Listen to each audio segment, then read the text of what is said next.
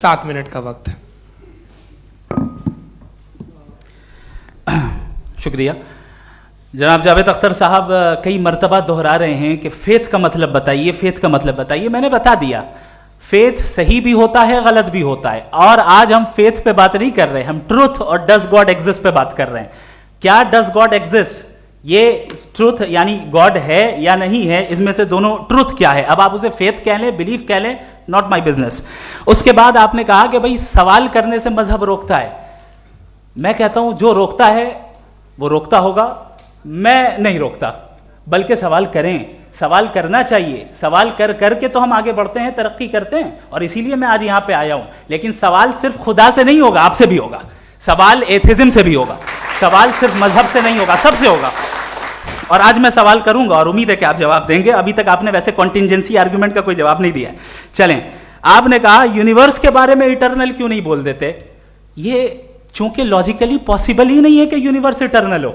Universe एक contingent चीज है जो टाइम एंड स्पेस के पाबंद है, टाइम एंड स्पेस से बाउंड है। जो टाइम एंड स्पेस से बाउंड होगा वो कॉन्टिंजेंट होगा, जो कॉन्टिंजेंट होगा वो उसकी बिगिनिंग हुई होगी, जिसकी बिगिनिंग हुई होगी वो इटर्नल नहीं हो सकता। ये तो कॉमन सी बात है। आपने कहा कि किसी मजहबी किताब में डायनासोर का जिक्र नहीं है। अफसोस कि आज तक किसी मैथमेटिक्स की किताब में मुझे डायनासोर का जिक्र नहीं मिला। तो इसका मतलब मैथमेटिक्स की किताब बेकार है? नहीं, उसका वो टॉपिक नहीं है। रेवलेशन का और मजहबी किताबों का टॉपिक ये नहीं है कि आपको आके बताए साइकिल कैसे बनाते हैं, या आकर ये बताएं कि जो है डायनासोर कब था। वो तो मोरालिटी सिखाने आया है, गॉड के बारे में बताने आया, नॉन फिजिकल रियलिटी की हकीकत को सिखाने के लिए आया। रिलीजियन साइंस को रोकता है? नहीं रोकता। अगर रोकता है तो गलत करता है। रिलीजियन साइंटिज्म को रोकता है, जिसमें हमारे जावेद साहब मुब्तला हैं। साइंस और साइंटिज्म में फर्क है। साइंटिज्म यह है कि आप समझें कि साइंस और साइंटिफिक मेथोडोलॉजी ये नॉलेज को हासिल करने का वाहिद सोर्स ऑफ नॉलेज है। यह है साइंटिज्म। हम इसे रिजेक्ट करते हैं। हम साइंस को तो तरक्की करते हैं, भाई आप हमारी पूरी तारीख कर लें, पढ़ लें तो आपको पता चल जाएगा। बहरहाल ये अलग टॉपिक है। उसके बाद इन्होंने एक लफ्ज कहा, वेटिकन ने फतवा दिया। वेटिकन का फतवे से कोई ताल्लुक नहीं है, दोनों कॉन्ट्राडिक्टरी अल्फाज हैं। उसके बाद उन्होंने कहा कि भाई हमें नहीं मालूम। अगर नहीं मालूम तो क्लियरली कह देना कि नहीं मालूम है, इसमें क्या हरज है। तो वही तो मैं कह रहा हूं ना कि आप कह दें कि नहीं मालूम, लेकिन क्लेम क्यों कर रहे हैं कि गॉड एग्जिस्ट नहीं कर रहा है। आप कह दें नहीं मालूम है, हो सकता है हो सकता ना हो, लेकिन आप क्लेम कर रहे हैं। The moment you say God does not exist, this is a claim, and now the burden of proof is upon you too, जैसे हमारे ऊपर है। और क्यों है मैं बताता हूं, क्यों है ये भी मैं बताता हूं। फिलोसॉफिकली जो क्लेम होता है ना, सिर्फ ये नहीं होता कि इंसान कहे पॉजिटिव क्लेम करे और नेगेटिव क्लेम करे तो बर्डन ऑफ प्रूफ नहीं है। आप मिसाल के तौर पे मैं कहूं कि फुला उस कमरे में कोई नहीं है, मैंने एक नॉलेज का क्लेम किया है। उस कमरे में कोई नहीं है, मैंने एक नॉलेज का क्लेम किया। या तो मैं कहूं मुझे नहीं पता, हो भी सकता है नहीं भी हो सकता है, this is not a claim. लेकिन जब मैं कह रहा हूं कि वहां कोई नहीं है, या मैं कह रहा हूं वहां कोई है, दोनों क्लेम है और दोनों के ऊपर बर्डन ऑफ प्रूफ है। हमारे ऊपर भी बर्डन ऑफ प्रूफ है। मैंने कंटिंजेंसी आर्ग्यूमेंट दिया, इसे तोड़कर दिखाइए। आखिरी चीज, इन्होंने कहा कि खुदा दुनिया बनाने से पहले 150 साल पहले या करोड़ों साल पहले क्या कर रहा था। अरे हजरत, चलें बहरहाल मैं जवाब दे देता हूं। आप हमारे रिस्पेक्टेड पर्सनालिटी हैं, अगर आप नहीं होते तो मैं इसे एंटरटेन ही नहीं करता।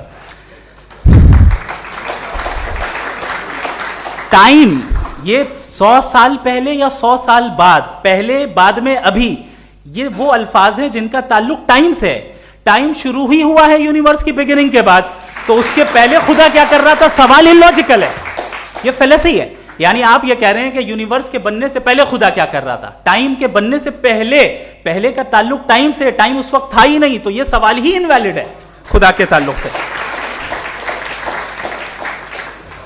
दूसरी चीज, आर्ग्यूमेंट ऑफ कंटिंजेंसी जो मैंने आपके सामने पेश की है, आपने बार बार ये प्रूफ किया और ये कह रहे हैं कि गॉड ऑफ गैप्स। देखिए, पहले नहीं मालूम था, साइंस ने कर दिया। सिंपल्स की मिसाल से मैं समझा देता हूं। जिस गैप्स की आप बात कर रहे हैं ना, साइंस उन गैप्स को जिन चीज के जरिए भी प्रूव करेगा वो कॉन्टिंजेंट ही होगा। अब चाहे वो फोर्स हो, मैटर हो या एनर्जी हो। लिहाजा सवाल हमारा उस वक्त भी वैलिड होगा जब तक कि आप नेसेसरी बीइंग पे ना आ जाएं। और इन्फिनिट रिगरेस पॉसिबल नहीं है of causes in practical world, तो जाहिर है कहीं रुकना पड़ेगा, जहां रुकेंगे वही खुदा है। दूसरी चीज, आपने ये क्या कह रहा था मैं, किस पॉइंट को? What? Oh no, after that. Just now. हाँ, जहां रुकेंगे वही खुदा है। बहरहाल, तो टाइम का जिक्र हो गया, गॉड ऑफ गैप, सॉरी या इसकी एक मिसाल आप ले लें। एक कार है, एक साहब ने देखा कि भाई कार जो है उसके व्हील्स कितने अच्छे लगे हुए हैं सही जगह पे, स्टीयरिंग जो है कितने अच्छे जगह पे लगी हुई है, और सीट्स कितने वेल डिजाइंड है, कितनी प्रिसाइजली ये कार काम कर रही है, तो जरूर कोई ना कोई इसे क्रिएट किया है, किसी ने क्रिएट किया है। अब जावेद साहब आए और कहे अरे जनाब बोनेट खोलिए, इसमें इंजन है, इंजन इस कार को चला रहा है, hence prove no one has created the car. This is illogical, this is irrational. आपने इंजन के जरिए उस गैप को तो साबित किया, लेकिन क्या उससे कार की जो क्रिएशन है और उसका जो क्रिएटर है ये इंपॉसिबल हो जाए? ऐसा पॉसिबल है? उसका सवाल खत्म हो जाए? ऐसा पॉसिबल है? नहीं। आपने गैप्स को फिल करके, कॉन्टिंजेंट चीजों से गैप्स को फिल करके हमारे ऑब्जर्वेशन को और ब्रॉड कर दिया। अब हमें और पता चल गया कि ये जो कार है इसका सिस्टम कितना ज्यादा कॉम्प्लेक्स है। पहले कम समझते थे, अब कॉम्प्लेक्सिटी और ज्यादा वाजे हो गई। अब हमें समझ में आ रहा है कि हमारी सर्टेनिटी और बढ़ गई कि जरूर इस कार को किसी ना किसी ने बनाया। यही मामला यूनिवर्स का है। साइंस हमेशा फिजिकल वर्ल्ड की चीजों को ही फिल करती जाएगी और फिजिकल चीजों से ही करती जाएगी, चूंकि एम्पेरिकल एविडेंस का ताल्लुक फिजिकल वर्ल्ड से है। आप साइंस के जरिए मेटाफिजिकल रियलिटी को कभी साबित नहीं कर सकते। ये रॉन्ग टूल का इस्तेमाल करना है। ये वही काम है कि आप मेटल डिटेक्टर से प्लास्टिक डिटेक्टर करने चलें, जो कि जाहिर है सही नहीं है। Thank you.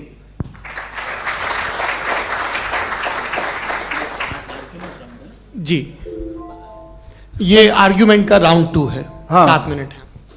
पहले तो मैं आपसे अर्ज करूं कि आपने कहा कि जब कायनात ही नहीं थी तो वक्त भी नहीं था, कुछ भी नहीं था। कैसे नहीं था? खुदा था। एक एग्जिस्टेंस तो था ना खुदा का। तो जब खुदा था तो वक्त भी होगा। ऐसा नहीं कि कुछ भी नहीं था, खुदा था। अच्छा, बाकी ये कि आपने कहा साहब आप साबित कीजिए, आपके पास भी लॉजिक है, मेरे पास भी लॉजिक है। आप मेरा जिम्मेदारी नहीं है साबित करना कि खुदा है। बर्टन रसल ने एक बड़ी अच्छी बात कही। बर्टन रसल ने एक बड़ी अच्छी बात कही। मैं आपसे अगर ये दावा करूं कि एक चाय की केतली मरीख के चारों तरफ घूम रही है, मार्स के चारों तरफ, तो यह आपका काम नहीं है कि आप साबित करें कि कोई चाय की केतली नहीं है। ये मेरा काम है, मैंने दावा किया है। ये दावा तो मजहबी लोग करते हैं कि खुदा है। मैं क्यों साबित करूं कि नहीं है? जब तक आप मुझे कन्विंस नहीं कर देंगे मैं नहीं मानूंगा। आपकी जिम्मेदारी है, मेरी जिम्मेदारी नहीं है। दोयम ये कि ये जो आप कह रहे हैं, जो गैप्स हैं, ये गैप जब जब किसी मजहब को चैलेंज करते हैं, जब ऐसा कोई बात आती है तो हंगामा हो जाता है कि जब वो चैलेंज करें किसी फेथ को। ये तमाम साइंस जो है इसे मुख्तलिफ जगहों पे मुख्तलिफ वक्तों में मजहब ने रोकने की कोशिश की है। ये किताब है religion and science, Burton Russell की, पढ़िएगा, अच्छी लगेगी आपको। तारीख ही है साइंस, मजहब की साइंस से उसका यही रिश्ता है। अच्छा, अब ये हम सोचें कि बहरहाल ये वजूद जो है मजहब और ये बिलीव इन गॉड इंसान को बेहतर बना देता है। तो एक काम कीजिए, हिंदुस्तान वर्ल्ड का नक्शा लीजिए और मार्क कीजिए कि रिलीजन कहाँ कहाँ ज़्यादा है, कहाँ कहाँ, चाहे वो लैटिन अमेरिका हो या मिडल ईस्ट हो या फार ईस्ट हो या हिंदुस्तान के वो इलाके जहाँ मजहबियत ज़्यादा है। रख दीजिए नक्शा अलग। अब दूसरा नक्शा कि कहाँ कहाँ नाइंसाफ़ी, रिप्रेशन, औरतों के हुकूक की पामाली, जुल्म, डिक्टेटरशिप कहाँ है, नक्शा एक ही होगा। तो आप मुझे बताएं कि जो इसका तरकीब इस्तेमाल क्या है? खुदा का तरकीब इस्तेमाल तो बताइए। आप छोटी सी दवा सड़क पे बेचते हैं, उसकी भी तरकीब इस्तेमाल बताते हैं। इसके इस्तेमाल से तो फायदे नहीं हुआ किसी को। जो सारे के सारे खराब मुल्क हैं, खराब समाज है, वो सारे जुल्म खुदा के नाम पे करते हैं। वो गलत करते हैं, सही करते हैं, मुझे क्या लेना देना उससे। इस्तेमाल से मालूम होता ना। एक विस्की की बोतल कभी शायद देखी हो आपने, लाल रंग की होती है, उस पर रोशनी और छपड़ा इंतहाई खूबसूरत लगती है, क्या बिगाड़ रही है किसी का? उसका इस्तेमाल गलत है। इसलिए आप उसे नापसंद करते हैं। इसका इस्तेमाल गलत है, इस तसव्वुर का इस्तेमाल ही गलत है और हमेशा से गलत हुआ है। आप देख लीजिए, इंसानी तारीख देख लीजिए, आज देख लीजिए, हिंदुस्तान देखिए, दुनिया देख लीजिए, क्या हो रहा है। इसे कैसे इस्तेमाल कर रहे हैं फेथ वाले लोग? क्या फेयर हैं, जस्ट हैं, जो अपने खुदाओं पे यकीन रखते हैं? वो किस तरह के लोग हैं? वो लोगों को इंसाफ देते हैं, वो बेहतर इंसान बने। तो इस दवा का फ़ायदा क्या है? चलो बहुत फ़ायदा हो रहा तो मैं इस्तेमाल कर लूँगा, मुझे तो इस दवा का कोई फ़ायदा दिखता ही नहीं। मुझे तो ऐसा लगता, मैं एक और बात बताऊं, अगर कोई आदमी मजहबी है और अच्छा आदमी है तो मैं उसकी बहुत इज्जत करता हूँ, इसलिए कि मेरा ख्याल है मजहबी आदमी का अच्छा होना मुझसे अच्छा होने से ज़्यादा मुश्किल है। भाई हर चीज़ की एक लिमिट है, आप इतना भाग सकते हैं, इतना नहीं भाग सकते, इतना वजन उठा सकते, इतना नहीं उठा सकते, इतना दूर देख सकते हैं, इतना दूर नहीं देख सकते। उसी तरह कॉमन सेंस कहता है कि आप में नेकी का भी एक कोटा होगा। अब आप अगर सुबह जाते हैं अपनी इबादत गाह और इबादत करते हैं तो बाहर निकलते हैं तो आप तो यही महसूस करते हैं कि आपने एक बहुत अच्छा काम किया, आपकी नेकी का एक बहुत बड़ा कोटा खर्च हो गया जिससे किसी का कोई फ़ायदा नहीं। मैं तो नहीं जाता हूँ तो मुझे तो किसी को खाना खिलाना पड़ेगा, किसी बेवा की मदद करनी पड़ेगी, मैं अपना कोटा कैसे कंज्यूम करूँ? आप अपना कोटा, सारे मजहबी लोग इंतहाई यूजलेस कामों में यूज़ करते हैं। उसके बाद भी अगर आप में बच्ची है थोड़ी सी शराफत तो भाई वाह क्या बात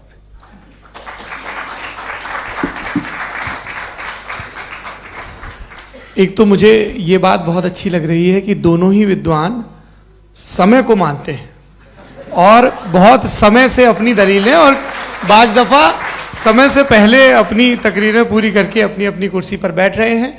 ये इस आर्ग्यूमेंट का राउंड 2 पूरा हुआ। अब रिबटल का राउंड 2 है और उसके बाद क्रॉस एग्जामिनेशन होगा। नहीं, आपका आर्ग्यूमेंट हो गया सर।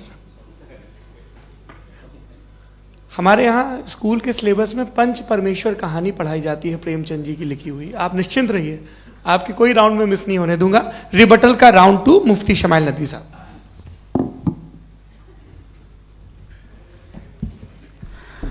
असल में जो हकीकी प्रॉब्लम है, असल प्रॉब्लम है वो ये है कि जावेद साहब के पास कॉन्सेप्ट ऑफ गॉड क्लियर नहीं है। इन्होंने कहा कि कायनात से पहले खुदा तो था, तब भी तो टाइम होगा। ये टाइम कायनात का हिस्सा है। हम खुदा, उस खुदा को मानते हैं नेसेसरी बीइंग का टाइमलेस होना जरूरी है, चूंकि वो टाइम का क्रिएटर है। जब उसने टाइम को क्रिएट किया तो वो खुद टाइम पे कैसे होगा? उसने जब स्पेस को क्रिएट किया तो खुद स्पेस में कैसे होगा? अगर वो टाइम एंड स्पेस को पहले से ही उसका पाबंद है तो फिर किस चीज को उसने क्रिएट किया? लिहाजा ये सवाल गलत है कि खुदा था तो टाइम होगा। बिल्कुल नहीं, टाइम के पाबंद हम है, खुदा नहीं है। हम फिजिकल वर्ल्ड से ताल्लुक रख